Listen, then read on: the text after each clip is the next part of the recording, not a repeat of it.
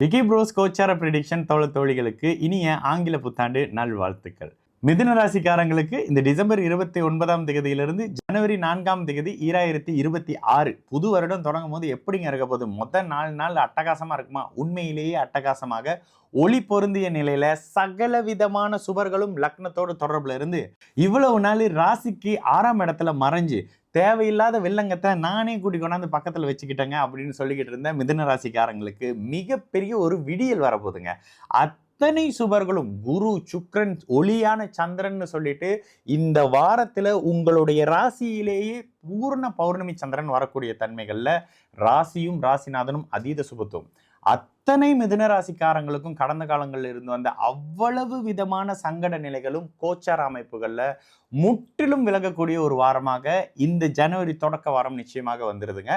தசாபுத்தி அமைப்புகள் டல்லா இருக்கிற பட்சத்துல மட்டும்தான் கஷ்டங்கள் இருக்க போகுது. அதனை தவிர்த்து ராசியில இருந்து வந்த எந்த விதமான தோஷங்களாக இருந்தாலும் பரிபூர்ணமா ஒளி நிவர்த்தி அடைஞ்சு உங்களுக்கு ஆகாத 6ஆம் அதிபதி கூட சுபத்துவ நிலையில மங்கள யோகத்துல என்ன பண்றதுன்னு தெரியாம உங்களுக்கு வேற வழி இல்லாம லாபாதிபதியும் அவர் தானே லாபத்தை கொடுத்து தீர வேண்டிய ஒரு அமைப்புகள்ல வந்துடுறாரு. உண்மையிலேயே மிதுன ராசிக்காரங்களுக்கு அதிர்ஷ்டம் கை கொடுக்க போகுது, எண்ணங்கள் ஈடேற போகுது.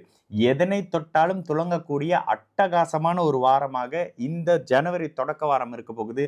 வாழ்க்கை துணை அமைப்புகள்ல மாற்றம் வரப்போகுது. பிரச்சனையாக இருந்து வந்த விஷயங்கள்ல இருந்து விடுபட போறீங்க. வம்பு வழக்கு கோர்ட்டு கேஸ் அமைப்பு முற்றிலும் உங்களுக்கு என்ன ஒரு மாதிரியான அமைப்புகள் வந்தா சாதகமாக வந்தா சந்தோஷப்படுவீங்களோ அது அத்தனையும் கிடைக்கக்கூடிய தன்மைன்னு சொல்லிட்டு எதை கேட்டாலும் இந்த ஜனவரியில அப்படியே எல்லாம் உங்களுக்கு நடக்கக்கூடிய அமைப்புகள்ல ஒரு அச்சாரம் இருக்கக்கூடிய ஒரு காலகட்டமாகவே இந்த தொடக்க அமைப்பு இருக்கு.